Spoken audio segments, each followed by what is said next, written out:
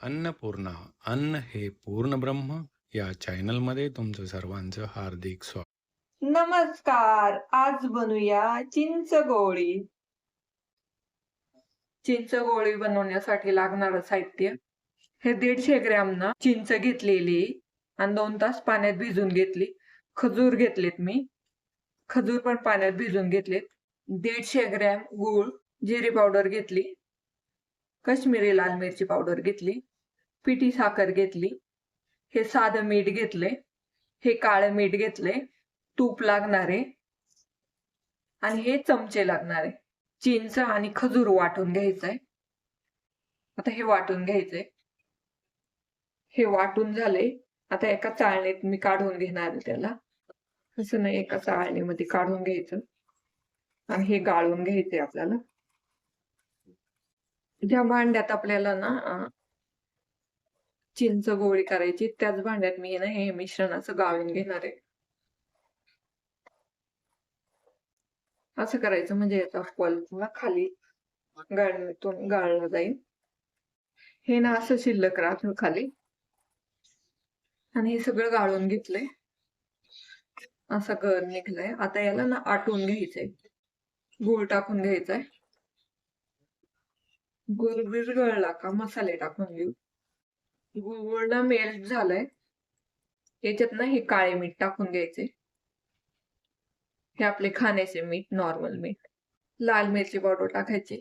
ही काश्मीरी लाल मिरची पावडर, एक कलर छान आहे. जिरी पावडर टाकायची.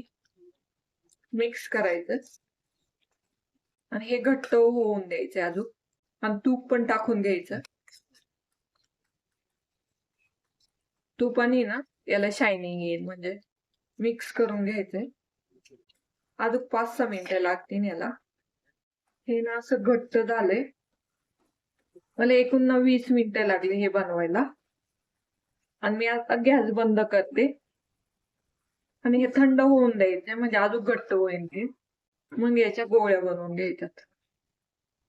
आणि ही आंबट गोड चवीची ही चिंच गोळी ना खूप छान लागते खायला. हे ना तुम्ही असंच झाकण ठेवून देणार आहे, म्हणजे हे अजून घट्ट होईल. हे असं पडत नाही चमच्यातून खाली. मग थंड झालं कमी याच्यानं गोळ्या बनवून घेणार. हे मिश्रण थंड झाले. आता चमच्याला लावून घेऊ आपण. असा गोळा करायचा. असा ना चमच्याला लावून घ्यायचा. हा पेपर घ्यायचा आणि पेपरने याला बंद करून घ्यायचं. मग शाळेच्या बाहेरची चमच्यावरची ना चिंच गोळी भेटायची आपल्याला. सगळ्यांना आता बनवून घेऊ. अशी चमच्यावर हे करून घ्यायची. व्यवस्थित असं ना बंद करून घ्यायचं. दिसायला खूप छान दिसते आणि खायला पण खूप छान लागते.